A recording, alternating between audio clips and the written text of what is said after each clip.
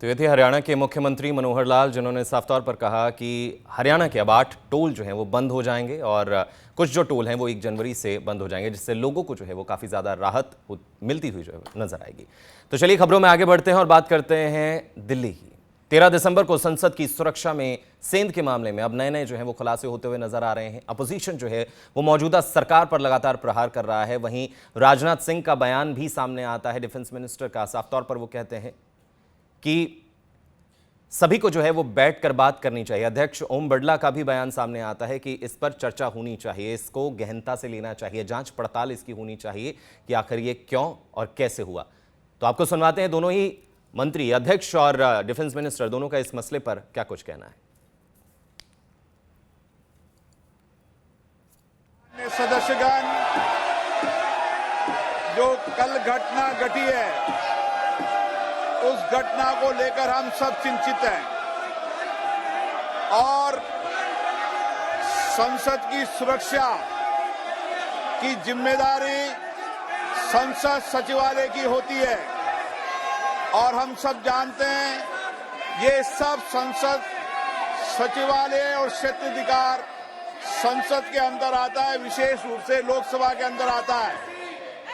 और इसीलिए मैंने आपसे कल चर्चा की है, संवाद किया है, फिर हम चर्चा करेंगे, आप लोगों सबको बुलाकर चर्चा करेंगे।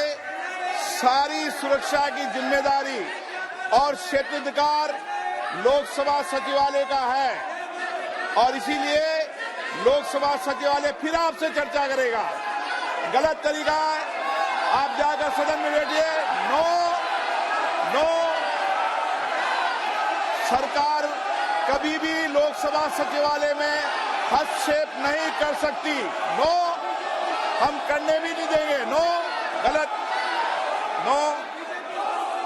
सबने उसको कंडम किया है, बहुत ही दुर्भाग्यपूर्ण घटना है, इसमें कहीं दो मत नहीं है।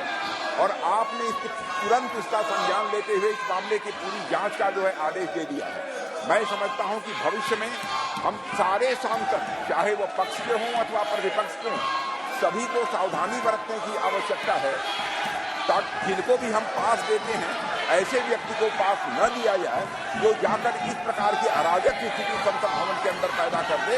यह हम सभी को, केवल सत्ता पक्ष ही नहीं बल्कि दूसरे पक्ष के लोगों को भी यह सावधानी बरतने की जरूरत है। और आपने तुरंत संज्ञान लेकर इस मामले का, अध्यक्ष महोदय, आपने जांच का आदेश किया है और अन्य भी जो प्रिकॉशन भविष्य में लिए जा सकते हैं वह लिए जाएंगे।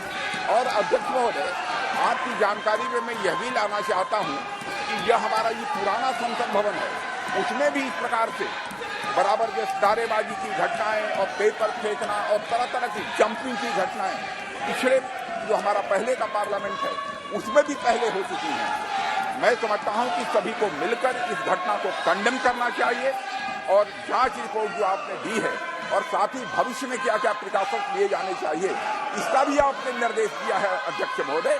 तो मैं समझता हूं कि इस प्रकार से इस संसद के अंदर अराजक स्थिति पैदा करने का कोई औचित्य नहीं है।